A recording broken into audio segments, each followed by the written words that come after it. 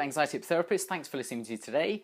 So today is the third video. Now this one is incredibly important. It's fundamental to understand this principle so that you can permanently resolve your anxieties. Now this third video is about unconscious avoidance. So what is unconscious avoidance? Well, firstly, avoidance is something that we're all aware of. Avoidance is simply when you become overwhelmed with that apprehension, with that nervousness, with that anxiety, and then it begins to take over everything you're willing or not willing to do in your life. So you begin to make every decision in your life based on, am I going to feel comfortable or am I going to feel uncomfortable? Now the main issue with that is that it becomes unconscious. So maybe initially when you experience, I don't know, when you had a panic attack or when your anxiety just began to hit a certain point and it felt so strong that you began to consciously choose, right, no, I can't do that today, but I can do that. The problem is that pattern then becomes unconscious, and if you imagine that right now, every decision that you've made, almost every decision, 99% plus of choices that you make in your life are unconscious. You don't consciously choose them, you do them automatically based on habits from the past. And based on what your unconscious mind associates is the right thing for you to do. So if you've taught your mind in the past to avoid these things, your unconscious mind is going to learn that behavior and do it more and more rapidly, more efficiently every single day, to the point where it's really the main focus. So every single decision throughout the day is based on, should I do this? How do I feel? Will I feel comfortable or will I feel uncomfortable? And that's fine for a day, that's fine for a moment. But the main issue comes in when you realize that all of the things that are really going to improve your life, that are going to make you happier, make you stronger, make you more emotionally balanced, improve your relationships, improve your finances, improve the way you look after your children, all of those things are in that direction. So all of those things are things that when you feel anxious, you're going to feel uncomfortable to do.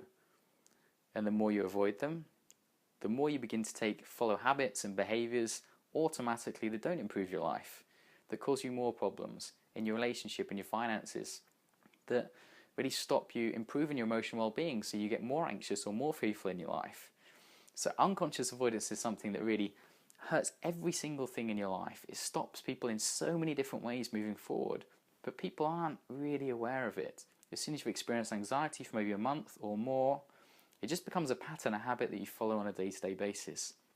But I'm here to tell you that it's not the large things, it's not the huge things that you might feel panicky or anxious about that you really need to do.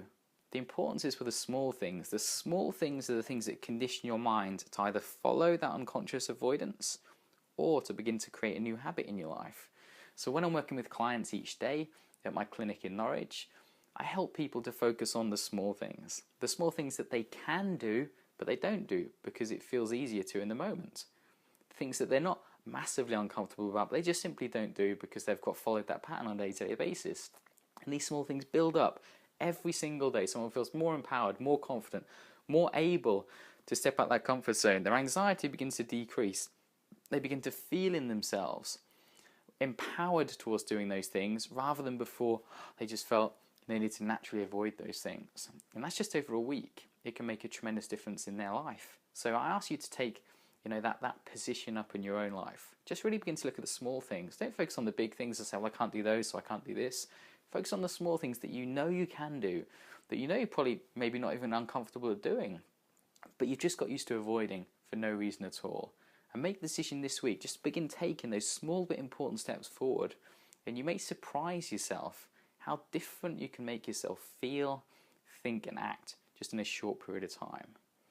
Okay, thanks for listening to me now. I hope that's helped. I hope it's not too non-specific for you, and it's something that you can really apply in your life to help you move forward. Okay, take care. Have a good day.